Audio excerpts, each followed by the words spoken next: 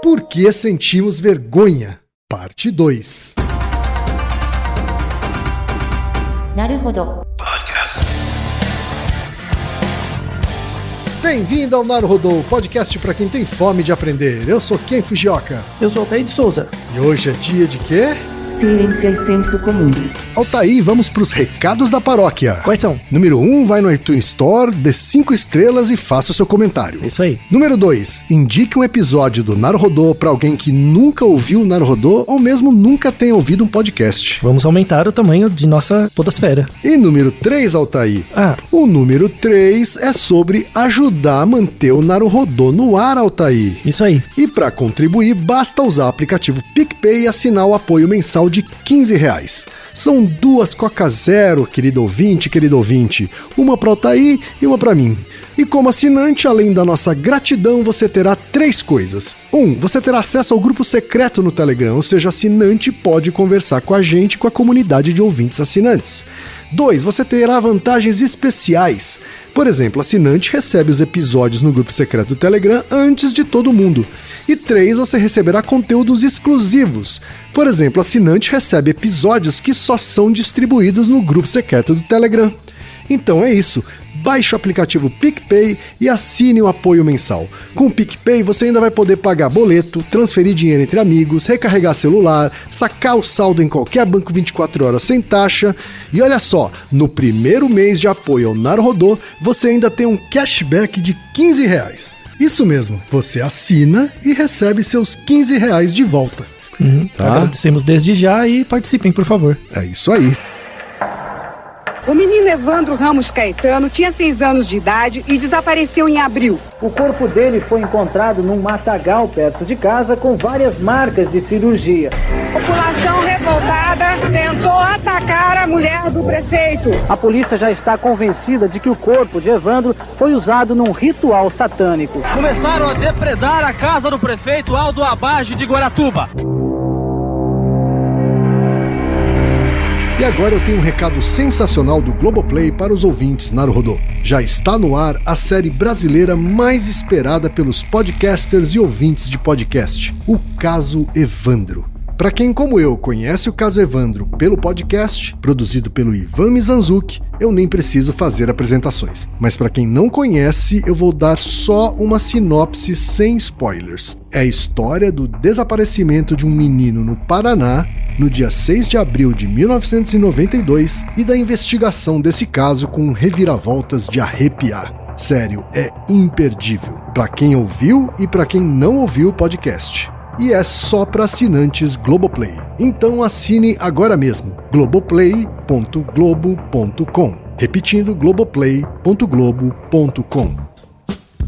E chegamos ao momento Alura, querido ouvinte. Eu sei que nessa época de isolamento social a gente é bombardeado o tempo todo com lives, webinars, cursos, e embora o senso comum tente nos convencer de que estamos em home office, a verdade é que estamos sendo forçados a ficar em casa e tentando trabalhar em meio a uma pandemia. Então meu recado é, antes de mais nada, vá com calma e cuide de sua saúde mental. Dito isso, pode ser sim um bom momento para dar uma acelerada em sua carreira profissional. E é para quem estiver a fim de fazer isso que eu quero falar aqui da Alura, a maior plataforma de cursos online do Brasil.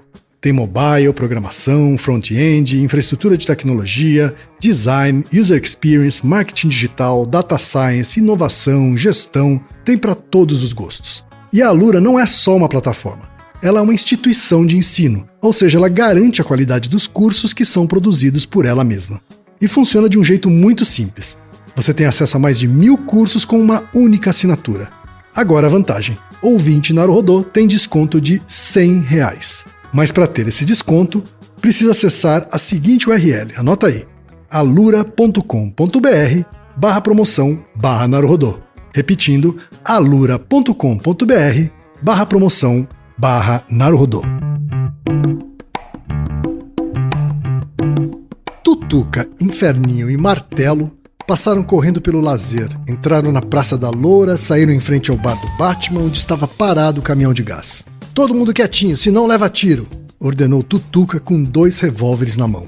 Inferninho se posicionou do lado esquerdo do caminhão, Tutuca no lado oposto. Martelo foi à esquina observar uma eventual chegada da polícia. Os transeuntes saíam de fininho, quando ganhavam distância, apressavam o passo. Somente as duas velhas, que naquele exato momento iriam comprar gás, não arredaram pé. Pareciam plantadas naquele chão, tremendo, rezando o credo. Os entregadores levantaram as mãos e avisaram que o dinheiro estava com o motorista, que justamente tentava em vão escondê-lo. Inferninho o observava.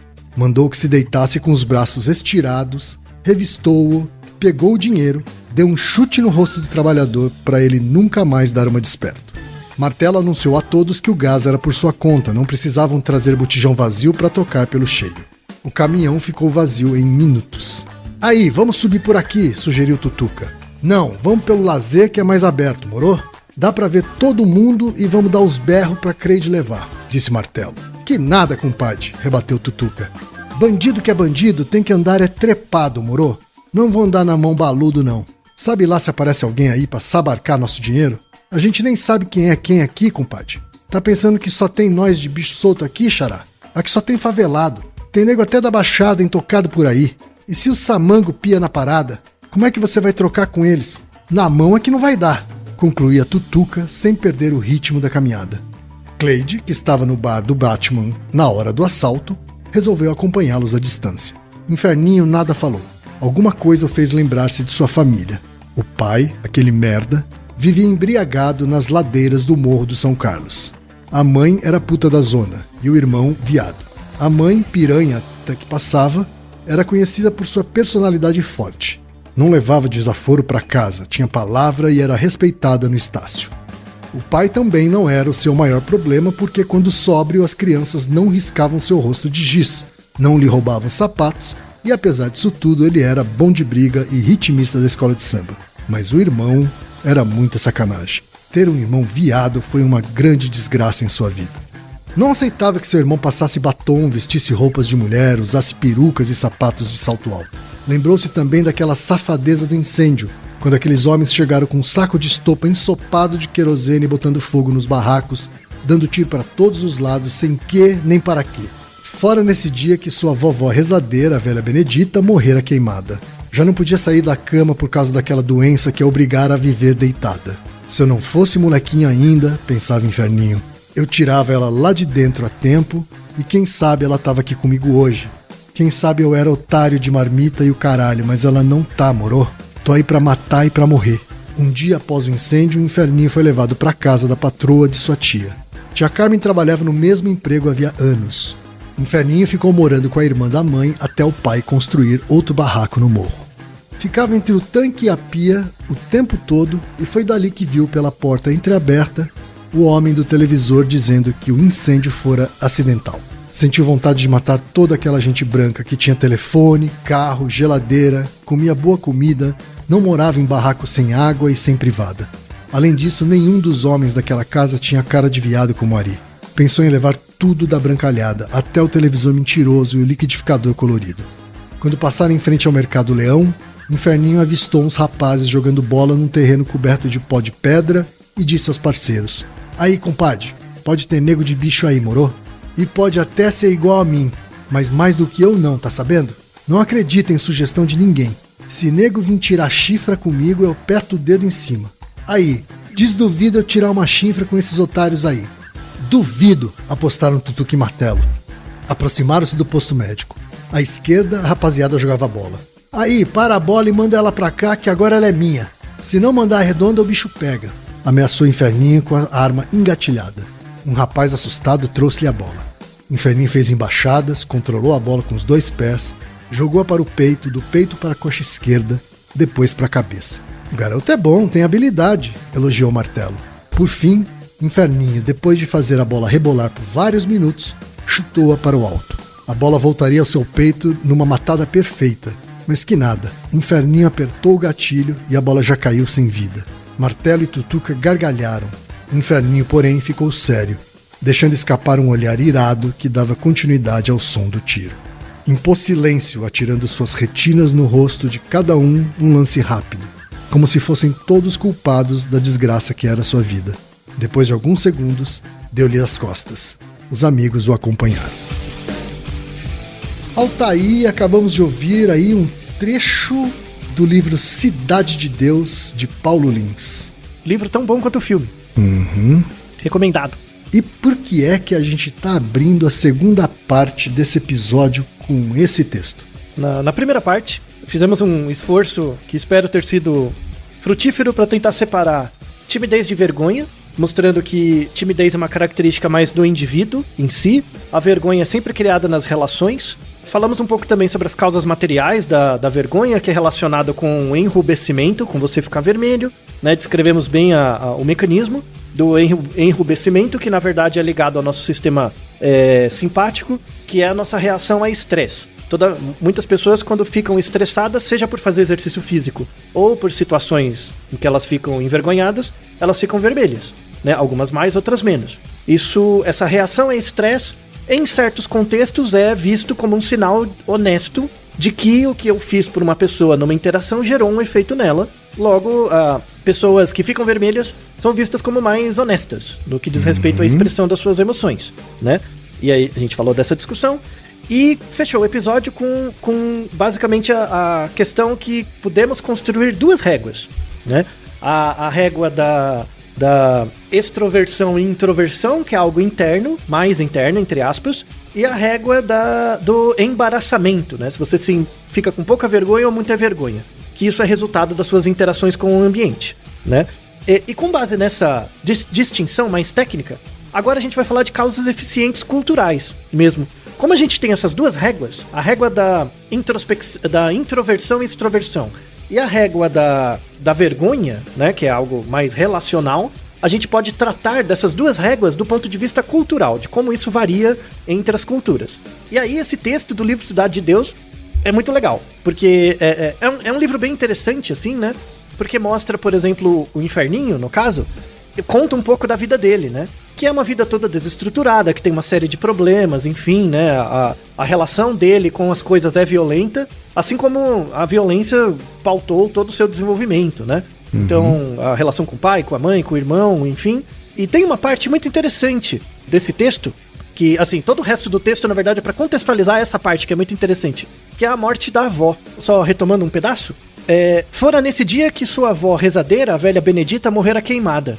Já não podia mais sair da cama por causa daquela doença que a obrigara a viver deitada.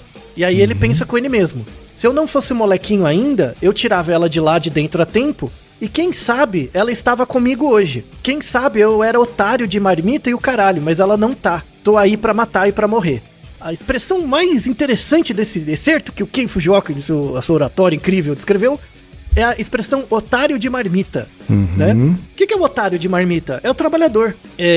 Quem sabe eu seria um otário de marmita, mas ela não está. Como ela não está, agora eu tô aqui pra matar e morrer. Então, você relê esse texto, né? Mostra que, na verdade, a violência é uma forma de ele lidar com uma culpa muito forte de não ter conseguido salvar a avó, de não ter conseguido fazer várias coisas, né? E a maneira de lidar com essa culpa é por meio da violência, né? Sim. Que é a métrica mais comum das relações do livro, né? Basicamente, né? E do filme também. Mas uma coisa muito interessante é que isso já fez tão parte dele, né? Essas relações de culpa, de perda e tal, já fez de vergonha, enfim, né? A vergonha do irmão, a vergonha dos pais e tal, né? Essas relações já ficaram tão enraizadas nele que ele criou uma nova ética. A ética de que quem trabalha é otário de marmita. E eu não, eu sou bandido. Então eu me encontrei sendo bandido. Por quê? Porque em toda a minha história, tentar ser um trabalhador não adianta, né? Até a minha avó, a velha rezadeira, morreu num contexto de violência onde o desejo dela era que eu virasse otário de marmita. Mas eu não viro. Então não era a vida que era pra mim. Veja como a relação entre vergonha, culpa, na verdade, constrói muito da nossa identidade. E essa é a sacada do episódio agora. Hoje em dia, na verdade não é só hoje em dia, sempre foi assim, né? Na nossa sociedade, pensando no Brasil, depois a gente vai fazer questões interculturais, né? Mas pensando no Brasil, tem muitas pessoas que sentem mais vergonha de não ser bem-sucedido do que de ser honesta. Já pensou nisso, Kim? Sim. Que tem gente que se sente mais envergonhado de não ter sido bem-sucedido, ou seja, não ter atendido a expectativa dela de ser bem-sucedido, do que necessariamente ser honesta, né? Mas porque não tenho dúvida. Muita gente. A gente tem uma sociedade orientada ao chamado sucesso profissional, né? Isso, a ser bem-sucedido. O que quer dizer isso, né? Eu sempre tive medo disso, né? A última coisa que eu quero ser é bem-sucedido. Misericórdia. Né? Por isso que eu não tomo antidepressivo, tá louco? É por uma questão clínica, tá? Antidepressivos são super importantes, assim, dependendo da questão clínica. Não estou desmerecendo o uso medicamentoso, muito pelo contrário. E temos o nosso Naruhodo duplo sobre depressão também, que fala muito disso. Mas quando você fala, por exemplo, ser bem-sucedido é algo próximo, né? Diz respeito ao seu ideal, ao que você gostaria. Eu quero isso, eu quero ser bem-sucedido, eu tenho certos ideais pra mim. É algo próximo. O ser honesto é algo distante. Diz respeito ao outro. A uma coisa mais ética mesmo, né? Todo mundo tem que ser honesto, independente de quem é a pessoa, você tem que ser um honesto, enfim, é algo distante. Quando esse distante, aí é no caso do inferninho, né? Quando esse distante é algo muito violento, que não tem um senso de equidade comigo, que ser honesto o quê? Eu quero ser bem-sucedido. Que ser otário de marmita o quê? Eu quero ser bandido. Na verdade, ser honesto vira sinônimo de ser otário, né? Exato. E tem uma razão. E não é que a pessoa tá errada de fazer isso. Nesse contexto, por isso que eu coloquei toda a contextualização da história do inferninho. Nesse contexto, você virar bandido, e é isso que o livro mostra, você ser bandido é menos errado do que ser um otário de marmita. Mas tem uma consequência. Quando você acha que o trabalhador é um otário de marmita e você assume a honra e a ética do bandido, necessariamente você vai ser regido por variáveis próximas. E é por isso que sua vida é curta. E aí, por isso que ele fala, tô aí pra matar e pra morrer, né? Então, necessariamente sua vida diminui, né? Você é voltado muito em coisas muito frugais, muito... Que é bem a lógica do pessoal que acaba se envolvendo em delitos, né?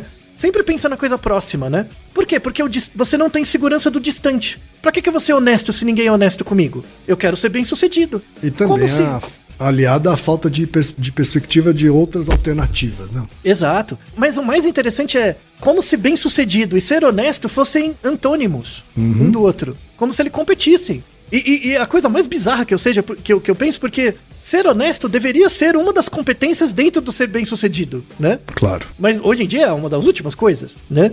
É muito interessante você pensar nisso, assim, relacionar o seu ideal do que você gostaria com algo próximo, né? E o ser honesto, ser uma boa pessoa como algo distante. Se você vive num ambiente em que as suas ações no ambiente geram resultados, né, assim, produtivos, você cria um senso de movimento que vale a pena você pensar nas variáveis distantes, né? Vale a pena eu ser honesto. Porque toda vez que eu tentei interagir com pessoas e confiei nelas, deu certo, né? Então isso te dá um senso de futuro. Você cria uma previsibilidade do futuro e tal. Você fica pensando nas variáveis distantes. Quando toda vez que você interage, você toma uma porrada, ou é enganado e tal, o que você sente? Vergonha de ter sido enganado, depois você se sente culpado, e depois você começa a ser balizado, desconsiderar esse outro, né, distante, e começa a valorizar o próximo. Então vou criar a minha lógica assim, vocês que se lasquem. Esse texto eu gosto muito, né, essa fala do inferninho, é muito interessante, mas tem um pouco a ver também com o e-mail do nosso ouvinte Kaique, né, que ele fala de uma diferença física, né, é um outro tipo dessa relação, né. Porque, por exemplo, quando eu tenho uma diferença física, no caso do osso externo, lá que ele descreve uma deformidade, né, o pectus carinatum, né? Quando eu tenho uma deformidade física, é algo próximo a mim. Eu tenho, é meu, eu nasci com isso, eu sou assim, né? Isso não precisa ser uma deformidade, pode ser alto, baixo, gordo, magro, o que você achar que é esquisito. Você é assim, acabou, né? Se você é assim, é algo próximo. Quando você interage com o ambiente, se o ambiente não age de forma a menosprezar isso, apenas reconhecer uma diferença, isso não gera um efeito negativo em você de vergonha. Então, falar, eu sou diferente, tem alguma limitação ou outra, ou não. Por isso que vou falar muito dos artigos com criança. Esse é um dos piores efeitos do bullying. O bullying gera isso, né? Que é essa capacidade, esse problema de que a criança, no caso, quando ela tem uma diferença, né, qualquer, física, mental, de qualquer forma, quando ela tem uma diferença em relação às outras e ela é repudiada por isso, né? Ela fazem bullying, fazem piada dela, né? Ela começa a sentir muita vergonha. E o que acontece com essa vergonha? Ela começa a desconsiderar as variáveis distantes. E aí ela não quer mais ser honesta, ela se sente rejeitada, ela não quer mais ir pra escola, porque ir pra escola, do ponto de vista próximo, não é tão legal. O ir pra escola visa um benefício no futuro. Vira coisa de otário também, né? Isso, vira otário de marmita. Ele vira um otário de caderno, entendeu? Tipo, eu não vou pra escola, vira otário de caderno mesmo, você que sou um otário, né? E aí você se volta para as variáveis próximas e começa a só querer os benefícios próximos. Então, essa relação entre culpa e vergonha é uma das bases do surgimento da criminalidade. Necessariamente, do surgimento da criminalidade. Em algumas culturas, você tem essa relação muito forte da culpa e da vergonha, numa fase crítica do desenvolvimento, né? Tem a ver com o desenvolvimento infantil também. E em outras culturas, não. Em outras culturas tem um lado positivo, gera honra. É algo muito interessante. Aí a gente entra nas diferenças culturais. Vou deixar na descrição 2 artigos. É um artigo sobre vergonha, né, em si. Não no corpo, mas essa vergonha social. Tanto culpa quanto vergonha são chamadas de emoções autoconscientes. Você já parou pra pensar que quando você sente vergonha e culpa, você sempre tá olhando pra você mesmo? Sim. Por exemplo, você deve ter visto vários vídeos na internet de que você pega um cachorro, o cachorro rasgou a almofada. E aí fica lá a pessoa falando, você fez errado e o cachorro faz aquela cara de vergonha. Você já viu isso, Kim? Sim. Parece que ele virou ser humano naquele momento. Né? Isso. A pergunta é, será que o cachorro tá sentindo vergonha mesmo? Ou você acha que ele tá sentindo? Eu acho que a gente acha que ele tá sentindo. Muito bem, isso. Assim como a gente acha que ele tá sorrindo, né? Exato, a gente tá antropomorfizando o comportamento do cachorro. Na verdade, o cachorro tá mostrando um comportamento de submissão em função do tom de voz que você tá usando. Certo. Tá? O cachorro não sente vergonha. Então para com essa asneira. Isso, depois a gente vai fazer um episódio sobre isso, sobre animal doméstico, né? Uma grande coisa, assim, a gente tende a antropomorfizar muitos organismos e ver muito da gente neles. A gente projeta muito disso neles. E na verdade a gente tá subjugando eles, sabe? Se o cachorro tá roendo os sapatos, o sofá, se ele comeu o sofá inteiro, não é porque ele é danado, porque ele é peralta, não é isso. Ele tá ansioso, ele tá com uma síndrome de ansiedade, ele precisa sair na rua, ele precisa dar uma volta. O seu apartamento é muito pequeno pro raio do cachorro. Você está condicionando ele a uma vida que ele não merece viver. Não é igual um filho, que você tem que chegar, tadinho, ele tá envergonhado de ter feito errado. Não seja ignorante, sabe? Não é pra você ter o bicho em casa, se ele tem esse tipo de comportamento, na verdade você tem que fazer ele gastar energia, porque na verdade ele está ansioso, ele não tá com vergonha. Não existe vergonha em outro organismo que não seja o homem, tá? Isso é algo muito importante, porque vergonha e culpa, como emoções autoconscientes, são coisas voltadas que o indivíduo volta pra ele mesmo, pra dentro dele, né? Tem o Naruhodo 67, que a gente gravou lá atrás, que é o que o meu cérebro faz quando eu falo comigo mesmo, que a gente descreve os níveis de consciência, né? A consciência funcional, a teoria da mente e a metaconsciência. Pra você sentir culpa e vergonha, necessariamente você tem que ter metaconsciência, tá? Necessariamente. Você tem que ter aquela voz interna que fala com você mesmo. Você tem que ter essa auto-observação, tá? Isso mostra que, assim, a gente tem alguns indícios em outros símios, em outros macacos, mas ainda falta estudos em outros organismos. Mas eu acredito que não vai muito longe golfinho e olhe lá, tá? É pouco, tá bom? Então é uma coisa que emerge na cultura, a vergonha e culpa. Como elas são emoções autoconscientes, e eu falei no episódio anterior dessas 2 réguas, você tem que pensar que vergonha e culpa são como se fossem barômetros. Sabe o que um barômetro mede? Não mede pressão, né? Quando você se sente envergonhado, não parece que você tá com alguma coisa dentro de você enchendo? Sim. Você não se sente? Tipo, quero pôr a cabeça... Parece que sua cabeça vai estourar, né? Tipo, quero sair daqui e tal, né? Ou quando você sente muita culpa, você não parece ter uma coisa te apertando, né? Então, esses 2 sentimentos, na verdade, são barômetros do seu corpo. O quão envergonhado ou o quão culpado você se sente é uma indicação da barometria, né? Da pressão, do quanto de pressão você sente em relação ao ambiente, né? Se você se sente muito pressionado, né? E aí é o caso do inferninho, porque todas as relações dele são impulsivas, né? Ele entra, ele fala, ele bate, ele dá tiro e tal, né? Não tá nem aí, né? Então, por que ele é assim? Porque no fundo ele é uma pessoa muito ansiosa. Ele tem muita pressão dentro dele, né? E essa pressão é gerada pelo esse conflito da vergonha e a culpa, internamente. É muito interessante, né, Kay? Você viu que mudou completamente do episódio anterior, né? Totalmente. E aí tem 2 artigos bem interessantes que é sobre estudos sobre vergonha em diferentes culturas. Tem 2 psicólogas e uma antropóloga, 3 mulheres, que têm trabalhos sensacionais nessa área. A Carol Izard, né, que é mais antiga, a June Pricer Tangney, que ela tá ativa ainda, e uma grande antropóloga que é a Ruth Benedict, né?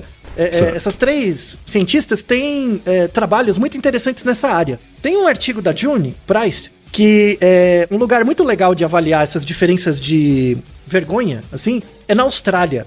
Por quê? Porque num certo período, nos anos 70, hoje talvez seja assim também, eu não tenho certeza, mas na época do artigo, você tinha crianças maori, né, ou de comunidades originárias ali da Austrália, e crianças inglesas, né, com ascendência inglesa, na mesma escola, né, socializando na mesma escola. E aí tinha estudos, antropólogos foram lá para fazer estudos nas crianças, culturais mesmo, né, de observação, que é muito interessante. E aí tem 2 artigos especificamente sobre a noção de vergonha, né, nas crianças pequenas. Eram crianças de 4 a 7 anos. E aí eles viram que as crianças aborígenes, elas falavam inglês. Só que elas não tinham o mesmo uso das palavras. Então quando elas usavam shame, para elas era diferente das crianças com ascendência inglesa. E aí elas queriam estudar esses usos diferentes. Então, por exemplo, quando o professor chamava um aluno para dar uma resposta, tipo na sala de aula, sabe? Tipo, Joãozinho, qual a resposta da questão tal? As crianças australianas, ali mesmo, australiana / inglesas, elas ficavam com vergonha. Então elas usavam a palavra shame ali, né? As crianças maori não usavam nesse contexto. Elas só usavam shame quando o professor gostou muito da resposta e dava uma estrelinha. Sabe aquela coisa que você usa pra motivar a criança pequena? Ganhou uma estrelinha no seu caderno. Isso gerava uma vergonha absurda no Maori. Tanto é que ele não respondia, porque ele não queria ganhar a estrela. Ele ficava com vergonha, ele não queria ganhar a estrela. E isso tem muito a ver com o modo de vida, né, das comunidades, né? Num modo de vida mais coletivista, você ser colocado como alguém especial te torna diferente. E se te torna diferente, ou você é um deus, ou você é alguém que não deveria estar ali, logo você é excluído. Então você não pode ganhar estrelinha. Não, você é parte do todo. Que estrelinha o quê? Não, aí as crianças elas não respondiam, iam mal na escola, mas na verdade elas entendiam, mas não queriam responder. Porque se respondesse, ganhava estrelinha, era ruim pra elas, né? Saquei. Muito legal, né? Já na sociedade australiana / inglesa ali, não é tão coletivista, né? É uma sociedade mais individualista. Na sociedade mais individualista, é importante você se separar, distinguir, né? Eu sou diferente, eu tenho os tênis, as roupas, os trejeitos, as coisas, né? E tal. E aí é importante você ganhar a estrelinha. Logo você fica com mais vergonha de se expor, né? Porque vai que eu falo e erro, né? Se eu falar e errar, aí eu tô me expondo ao risco, né? Aí eu fico com vergonha. Então, a criança australiana, ela sentia muita vergonha de errar. A criança aborígene, a criança maori, sentia muita vergonha de ganhar, né? De ser diferente. Nossa, como a antropologia é um negócio bacana. Eu não sei por que vocês não estudam isso, mas... Só que isso avança. A Carol Izard, ela tem um negócio muito interessante, assim. Uma parte da teoria dela caiu, porque caiu junto com Ekman, que ela trabalhava com Ekman, a ideia das emoções básicas, que a gente descreve no Naruhodo 164, né? Sim. Caiu um pouco, mas ela tem sacadas geniais. Ela faleceu em 2017, né? Ela já é uma pesquisadora mais antiga, mas ela criou uma escala que chama Escala Diferencial das Emoções. E a premissa dessa escala é muito boa. Que ela fala o seguinte, que você tem os afetos, você tem as emoções e você tem os sentimentos, beleza. Os tipos de emoção, assim, você tem sensações no seu corpo diferentes, né? Você sentir seu corpo apertar, você sentir seu corpo formigar, isso são emoções, né, do seu corpo. Tem a ver com o sistema parasimpático, toda a neurofisiologia, né? Então, toda emoção tem 3 níveis. O nível neurofisiológico, que é o seu cérebro, então áreas cerebrais. O nível neuromuscular, né, que aí é o seu sistema simpático, os músculos e tal. E o nível fenomenológico, que tem a ver com comportamento. Que é basicamente as 4 causas aristotélicas. Só faltou a última, que é a causa final, que é o sentido evolutivo. Mas ela já pegou as 4 causas da emoção. E ela fala, ela coloca uma coisa genial, assim, que é a diferença entre emoção e as palavras. Então, por exemplo, emoção não é raiva. Quando eu falo tô com raiva, a palavra raiva não é a emoção. Só que a gente tem a mania de juntar. Aí ela usa o conceito de token. Sabe o que é um token? Sabe quando você vai num parque de diversão e você troca seu dinheiro por moedinhas? E aí você usa as moedinhas, né? As fichas, né? As fichinhas, E vocês publicitários sabem muito bem que a Disney é o exemplo, lugar que devia ser implodido. A Disney é assim, porque a primeira coisa você entra lá e troca seu dinheiro pelo dinheiro do Mickey. Por quê? Porque você vai gastar muito mais, porque você não tem ideia da conversão, né? Então você gasta muito mais. Que atividade perversa do demônio. Mais uma razão pra falar mal de publicidade e propaganda, mas enfim. Parênteses, fechei. Então, a Carol, ela associa emoções com tokens. Então, assim, você tem os estados do corpo e eu preciso nomear ele. Quando eu nomeio, eu reduzo, logo eu entendo. Então, quando você fala raiva, a raiva é como se fosse uma ficha, é um token. Isso tem a ver com uma coisa do primeiro episódio, Ken. Quando você sente culpa por algo que você fez agora ou algo no passado, você sente culpa. E aí eu falei pra você, mas remorso não pode ter a ver mais com algo do passado? Eu falei, é verdade. Ou seja, o que eu fiz? Eu te dei um token. Eu te dei o token remorso pra você ajudar a se entender melhor. Certo. Entende? Então, na verdade, as nossas emoções, e aí principalmente vergonha e culpa, né? Que são réguas que a gente usa pra entender a realidade, né? A gente tem que transformar essas emoções em linguagem. E pra isso a gente usa os tokens, que são as palavras, né? E as palavras não... É como se você colocasse em cima dessa régua contínua as moedinhas, né? Só que a palavra não é o significado real da emoção, é só um token, né? Por isso que você entender mais palavras, ganhar mais tokens, te dá mais conhecimento do seu estado interno, né? Que você não consegue nomear. E por isso que vergonha e culpa são coisas inerentemente dependentes da linguagem. Cachorro não tem culpa. Macaco talvez, a gente não sabe, mas se tiver pouco, tá? Mas cachorro não tem culpa. Não é negócio de culpa, não é nada disso. Na verdade, é muito mais perverso. Toda vez que eu vejo um vídeo com um etólogo do povo brigando com o cachorro porque ele fez errado, eu fico com dó do cachorro. É um escravo que você tá tratando mal, sabe? Você não entende a etologia do bicho. Vergonha. Vergonha tem até a ver com o termo em inglês, né? Shame on you. Vergonha em você. É falta de vergonha na cara, sabe? Esse Naruhodo é muito bom. Tem uma ligação com linguística sensacional, né? E aí a gente entra numa parte dos artigos agora, né? Então a Carol pegou essa ideia do Tolkien, né? Que na verdade você sente as emoções, mas na hora de comunicar elas, você troca elas por tokens, que são as palavras da linguagem, né? Então quanto mais letrado você é, e aí falo de literatura, de arte e tal, quanto mais letrado você é, mais tokens você tem pra entender seu estado interno, né? Sim. Quanto mais línguas você estuda, onde você pega palavras diferentes, mais tokens você tem. Então a Carol Izard, ela apresenta a importância da escolarização mesmo, para você criar autocontrole e entender suas emoções. Vou deixar na descrição um texto que ela desenvolveu até o final da vida, assim, a grande linha de pesquisa dela, era um curso de emoções para crianças pequenas, em que você mostrava os tokens, as palavras, tipo, relaciona essa palavra com o que você tá sentindo, e é um curso, um treino muito bem sucedido, assim, né? Então eu vou deixar uma descrição para quem tiver crianças pequenas, tem vários joguinhos, é legal de brincar com a criança, né? Pra ver o que ela entende das palavras e tal, é bem legal. Já a June Price, que é uma pesquisadora mais moderna, ela pegou essas aplicações da relação entre culpa e vergonha, né, ela levou isso pro direito. E é bem interessante a pesquisa dela atual. Ela fez estudos sobre psicologia do desenvolvimento, ela viu a relação da culpa com a vergonha com a timidez, né? Então como que a sua relação com a vergonha gera disfuncionalidades, que aí tem a ver com a timidez. Ela fez um experimento muito legal de crianças de 4 a 7 anos, mais ou menos em 2015, 380 crianças. Ela viu que a timidez era muito mais prevalente nos meninos, né, de 4 a 7 anos. A prevalência era muito maior nos meninos, e ela notou que eles eram mais sensíveis ao feedback dos pares. Então, o menino, especificamente, que sofre bullying, né, ou sofre um feedback negativo dos pares, tende a ficar tímido mais rápido e tende a ter consequências mais negativas no futuro. Daí, super importante o trabalho que o Ken tem, por exemplo, entre outras pessoas, do estudo da masculinidade. A masculinidade envolve necessariamente a gestão da timidez na infância, porque o menino ele é muito mais suscetível aos efeitos negativos da timidez, que é diferente da introspecção. As meninas têm uma tendência um pouquinho maior à introspecção. A gente não sabe ainda se tem uma causa material ou é social, mas os meninos sofrem mais com a timidez mesmo, que é o efeito negativo crônico. E isso tem consequências futuras. A própria Jane fez um outro artigo em que ela pegou crianças de 10 a 12 anos e depois seguiu essas crianças até os 18 anos. Então, eram crianças de 10 a 12 que depois de um tempo, 8 anos mais ou menos, tinham entre 18 e 21 anos. E aí, dos 10 aos 12, ela avaliou, por meio de escalas e métricas, a propensão da criança à culpa e a propensão da criança à vergonha. O quão culpada ela se sentia e o quão envergonhada ela se sentia.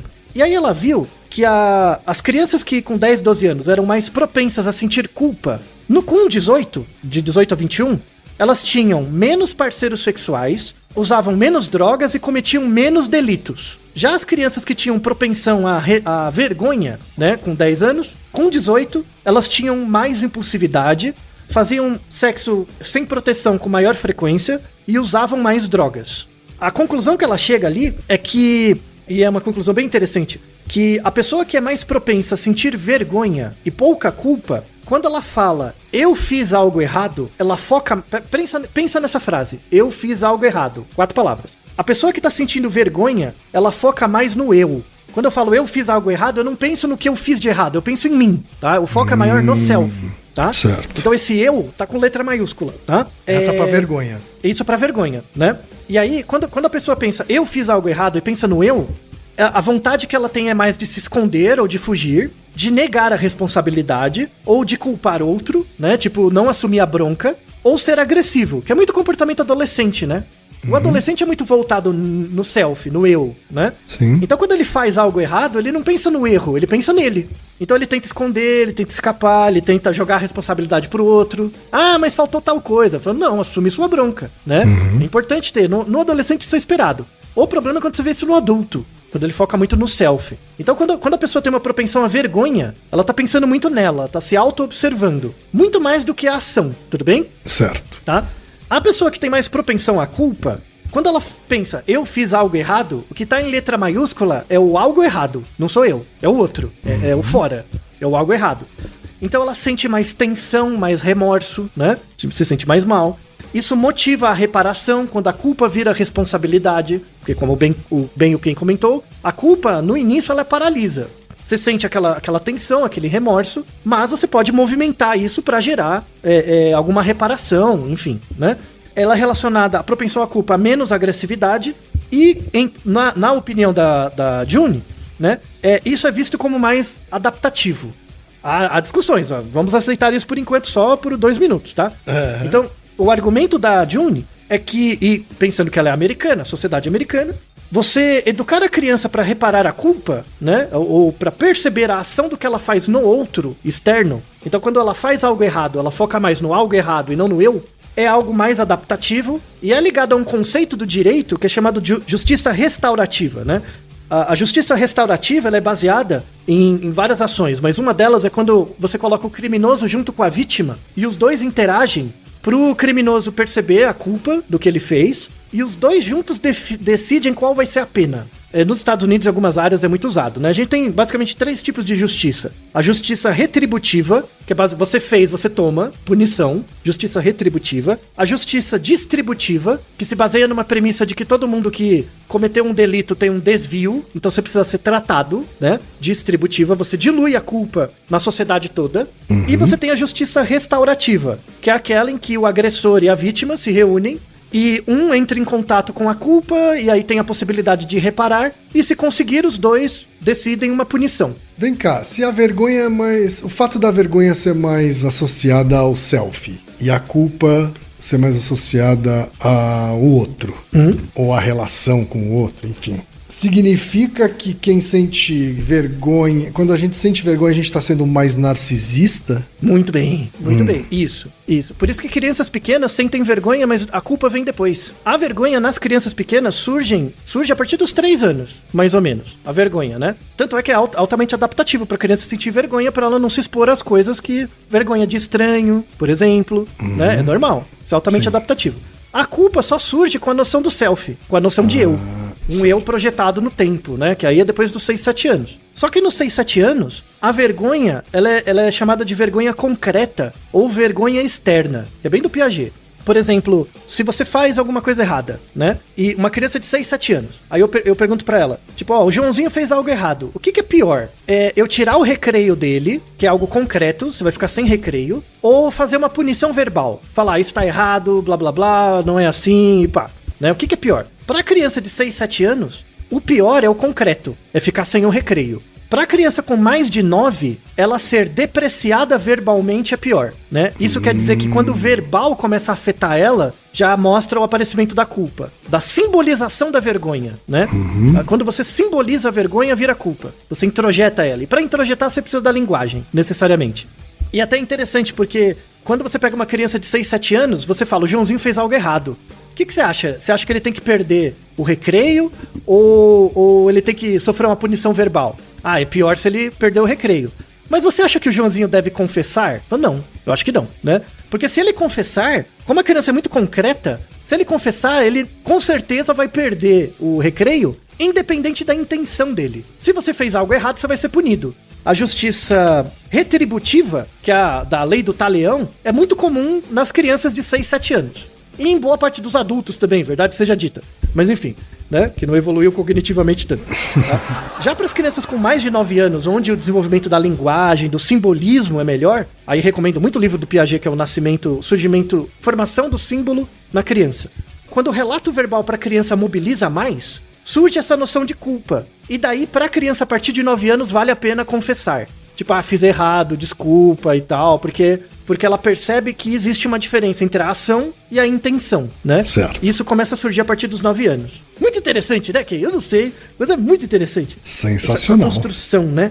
E aí a gente entra no trabalho, finalmente, para fechar, da Ruth Benedict, que é a grande antropóloga, né? A Ruth Benedict, no final da Segunda Guerra, 1946, ela lançou esse livro, recomendadíssimo, quem quiser ler, é muito bom, que é chamado O Crisântemo e a Espada. É uma observação dela sobre, logo no pós-guerra, né? Sobre diferenças culturais dos Estados Unidos e do Japão. O livro foi um sucesso no Japão, estrondoso, né, na época. Tem críticas, claro, porque toda atividade científica tem críticas e é normal. Mas a grande sacada que ela teve, e isso bebe um pouco na psicanálise também, né, que pra fechar tem uma pegada bem interessante, que é, ela divide, ela compara a sociedade japonesa com a americana em função da maneira como as pessoas lidam com a vergonha e a culpa. Então existem dois tipos de sociedade. A sociedade da culpa e a sociedade da vergonha, né? Tá. A sociedade da vergonha, a vergonha é sempre uma relação, então ela é algo externo, tá? Então, pra você agir em sociedade, você é coagido por sanções externas. Então, se você fizer tal atitude, você vai ser uma vergonha pra família, você vai ser uma vergonha pra comunidade, uma vergonha pro país, né? Esse é um modelo. É um modelo de estruturação cultural. Nesse sentido, a vergonha é algo positivo. A vergonha é algo positivo porque ela te controla. Nesse sentido de que, não, eu sei o que é certo e errado, porque o que é certo e errado depende da ação que eu faço no outro, na sociedade, né? Tá. Então, as comunidades, as culturas que têm uma cultura baseada na vergonha, são as culturas que valorizam a vergonha como algo que é relacionado com a honra. É verdade. E aí você tá correto sobre a cultura do leste asiático, né? Isso. Do Japão, inclusive, assim, né? Isso. Você ter honra, na verdade, é seguir algo externo. Uhum. Porque o seguir algo externo, acho que também tá mais ligado ao coletivo, não? Isso, sempre ao coletivo. Menos ao indivíduo, Isso. Então, pega na época da Segunda Guerra, ela descreve no livro muito bem, que é a questão do kamikaze. O cara ficava super feliz de ser escolhido pra ser um kamikaze. Genuinamente. De verdade. Né? Tem um filme, quem quiser, o Império do Sol, né? Tem uma do Spielberg. Tem uma parte no final do filme, assim, que mostra o cara lá que era visto como um cara nada a ver, assim, e ele é escolhido pra ser kamikaze e ele fica mó feliz, né? Eu não vou dar spoiler, mas aí veja essa cena, tá? Então essa cultura da vergonha, né? Você vai ser uma desonra, né? Isso ressoa do Kay de várias formas. Então, é isso aí. Por outro lado, tem a cultura da culpa. Né? A cultura da culpa é algo interno. Não é que você tá fazendo algo mal pro coletivo. Você tá fazendo algo mal pra você mesmo. E aí como é que eu introjeto essa lei dentro de você? Pelo pecado. Você vai estar fazendo um pecado, né? Então a cultura da culpa, a sanção é interna por meio do pecado, né? É basicamente a cultura cristã. O cristianismo, na verdade, é uma forma de impor a culpa dentro das pessoas e individualizar o senso de pecado para que elas ajam de forma, entre aspas, correta ou adequada. E a Ruth Benedict, como grande antropóloga, ela fala, isso não tem certo e errado. Você vai sofrer do mesmo jeito. A questão é, lide com isso. Não existe uma sociedade em que você não tem, que tá tudo bem. Não, você sempre vai estar meio incomodado, é assim que é a vida, a água bate na bunda, você anda, né? É assim. A questão é apresentar as diferenças, né? Não é essa pergunta, por exemplo, o que é melhor, uma sociedade da culpa ou da vergonha? Não faz sentido, né? Então, por exemplo, a gente que nasceu no Brasil, onde aqui claramente a sociedade da culpa é muito maior, né? Se dá tudo errado, a culpa é sua, a culpa não é do sistema, né? O sistema é todo corrupto, as pessoas dão tudo errado. O sistema não importa, o que importa sou eu. O que importa é ser bem sucedido, voltamos no inferninho, né? O inferninho é bem sucedido na coisa de não ser otário de marmita. Então, você introjetar uma lei interna e pecar frente a essa lei interna é uma coisa característica das sociedades da culpa. E a ideia não é o que você prefere, você já nasceu em uma, você não teve escolha, né? É algo muito importante. Então, por exemplo, nas culturas da culpa, Uma coisa que redime a pessoa, quando você transforma a culpa em responsabilidade, é a punição, né? Você ser punido, ou o perdão, né? Então, pega as relações que a gente tem, assim, as coisas sempre são resolvidas ou por punição, né? Tipo, ele foi culpado, então espiou o seu pecado, né? Ou por perdão, eu perdoei ele, né? Tudo bem. Já a cultura da vergonha, a punição e perdão não resolve. O que resolve é a humilhação, você se sentir humilhado no ambiente, né? E aí tem aquela coisa do filho, que você não é mais meu filho, aí deserda, sabe? Essas coisas, novela, japa. Então, sim. E a autonegação. A pessoa sentir uma autonegação muito grande. Eu não me sinto honrado. E aí, por isso que você tem cerimônias pra isso, como o harakiri, né? O harakiri é um mecanismo de autonegação. Eu nego a minha existência a partir do momento que eu sinto uma humilhação muito grande, social. Sensacional! Enquanto que no Game of Thrones, né, Altair? A rainha deposta lá, ela sofre a humilhação de ter que andar nua e castigada pelas ruas. Ó. Isso. E todo mundo gritando shame. Muito bem. Shame. Shame. Shame. Tá vendo como é legal quando você estuda os termos mesmo, a história da coisa, as coisas ficam mais claras, sabe? Sim. Você fica menos ansioso porque você entende os conceitos das coisas. Eu não sei porque vocês não gostam de estudar, velho. É tão bacana. Nossa! Isso me lembra até uma frase do Sartre. Me ocorreu agora. Que o Sartre fala que a vergonha é o sentimento inevitável de estar no mundo. Quando você sente vergonha, você percebe que você existe. É verdade, é verdade. Pro bem e pro mal, né? A gente precisa reformar o mundo para um que valorize quem estuda e pague bem quem estuda. Mas isso não vai dar alegria pra ninguém, verdade. Assim, estudar não é o segredo da felicidade. O segredo da felicidade é coaching quântico, hipnoterapeuta. Mas vira o segredo da felicidade se estudar começar a dar dinheiro, entendeu? Eu não tenho esperança disso. Eu não tenho esperança. Porque os stakeholders não vão gostar. Os stakeholders não vão gostar.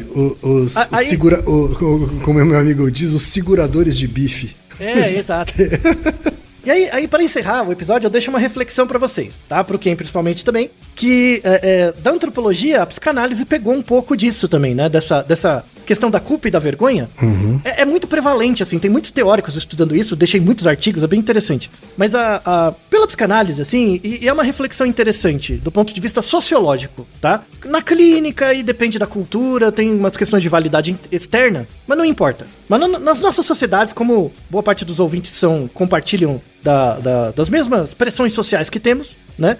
Talvez isso seja útil. O Freud e o Lacan descrevem um pouco isso, o Bion também, tá? Então é a psicanálise, não vou localizar na pessoa, tá? Mas basicamente você pode considerar a construção da subjetividade em 2 níveis, 2 tipos de construção da subjetividade. Dado que você nasce numa cultura e a cultura media suas relações com o ambiente, se desenvolve uma subjetividade diferente dependendo da cultura. Faz todo sentido, né? Do mesmo jeito que você tem culturas da vergonha e culturas da culpa, você vai ter subjetividades da culpa e da vergonha, né? E aí tem esses 2 modelos. O modelo da culpa é um modelo em que você interioriza uma lei. Então existe a lei dentro de você, que o Freud descreve como superego, né? Quando esse superego é mediado por uma lei muito forte, é como se fosse o panóptico, que é uma coisa que olha você, que te vigia, né? Bem no espírito do livro Vigiar e Punir, do Foucault. Só que ela tá interna, tá dentro da sua cabeça. E aí você desenvolve uma sensação de relação afetiva com as coisas baseado na culpa. Então assim, eu não consegui seguir o que a minha sociedade espera, do que o meu grupo espera, do que meus pais esperam, do que sei lá quem espera. Como eu não consigo atender a essa lei, né, que é externa, que é um outro, né, um outro com letra maiúscula, né, um outro, eu me sinto culpado. Esse é um mecanismo de desenvolvimento da subjetividade que tem suas certas questões, que aí você vai lidar na clínica e cada um é cada um, tá? Não vou entrar nisso. Um outro tipo de desenvolvimento da subjetividade é a pessoa que não leva em conta a lei. Tipo, eu não vou seguir o que essa comunidade espera, esse grupo, os stakeholders, o coaching quântico. Eu não vou seguir essas coisas. Você é contra a cultura. Eu vou seguir o que eu acho. Que é essas pessoas que acham que liberdade é fazer qualquer coisa, né? Eu vou seguir a minha potência. Aí são as pessoas que seguem uma relação com a potência ou a impotência. Então assim, eu não vou seguir uma lei, eu não vou seguir o que tá falando. Eu vou seguir o que eu acredito, tá? Só que e aí você introjeta valores dentro de você seus, né? Que você acha que é seu, mas não é seu coisa nenhuma. É do YouTube, é da porra do Instagram, do influencer ABC. Eu não sigo a Globo, eu sigo um influencer que tem 3 milhões de seguidores. Cacete! É isso. Então as redes sociais, principalmente o Instagram, se essa sucursal do demônio, o Instagram principalmente, ele transforma leis que eram dadas pelas mídias de massa em potência. Você pode ser o que você quiser, desde que você siga os seguidores. Sejam dos seguidores, TikTok, rebole, jogue coisa lá e viralize, né? Então hoje a gente está numa fase de transformar as leis em potências, né? E o indivíduo, não, agora eu posso ser o que eu quiser. Aí ele cria valores para ele mesmo. Quando ele não alcança esses valores que ele espera para ele mesmo, porque muitas vezes são irreais, né? Porque é impossível todo mundo ter 1 milhão de seguidores, isso não existe. Isso é um esquema em pirâmide, chama esquema Ponzi. É a mesma coisa do Herbalife, o Instagram, mas enfim, né? A pessoa não fica culpada, né? Ela fica com vergonha. Eu me sinto envergonhado por não ter conseguido ser aquilo que eu poderia ter sido, né? E aí entra o que? A meritocracia. A meritocracia emerge numa cultura mediada por uma introjeção de algo, da ideia de que você pode ser aquilo que você quiser, né? Como você pode ser aquilo que você quiser, por não conseguir, a culpa é sua. Se você conseguiu, é porque você mereceu. Lembra do meme, né? Porque você mereceu. Que é mentira, né? Que na verdade são os privilégios. Quando você não consegue, é porque você sente vergonha, né? Então, existem dentre os nossos ouvintes as pessoas mediadas por uma lei, né? Que é um grupo, alguma coisa, e as pessoas mediadas por uma potência. Essa é uma discussão que, para quem faz terapia, é muito interessante levar para análise. Eu garanto que eu vou poupar uns meses, pelo menos, de terapia para vocês. Pede para os seus terapeutas me agradecerem depois. Então, acho que é um fechamento agradável e interessante para essa discussão magnífica que, do meu ponto de vista, eu aprendi muito sobre a relação entre vergonha e culpa. Agradeço aos nossos ouvintes e, sobretudo, a contribuição do Ken para este episódio. É isso aí, faça terapia, não, Altair? Sim. Faça terapia, tem inclusive serviços gratuitos públicos. E eu queria aproveitar, inclusive, para divulgar um outro serviço público que não é terapia. É o que um grupo de psicólogos liderado por um psicólogo amigo meu, Francisco Nogueira, ele criou, que é de escuta, né? Boa. Então são sessões de 30 minutos que um grupo de psicólogos faz voluntariamente para pessoas que não podem pagar, mas que eles deixam bastante claro logo de cara que ele não é uma terapia, não substitui a terapia, mas é uma coisa que é melhor do que nada e que é o que esse grupo conseguiu fazer de forma gratuita para a sociedade. Perfeito. Vamos deixar na descrição o link. E você vai encontrar esse serviço em experienciadescuta.com.br. Experienciadescuta, tudo junto.com.br. E Naruhodô, ilustríssimo ouvinte. E você já sabe, aqui no Naruhodô, quem faz a pauta é você. Você tem alguma pergunta pra gente ou quer comentar algum episódio? Escreva pra nós. podcast@naruhodô.com.br. Repetindo? podcast@naruhodô.com.br. E lembre-se, mande nome completo, idade, profissão e a cidade de onde você está falando. É isso aí. Naruhodô. Esse podcast é apresentado por b9.com.br.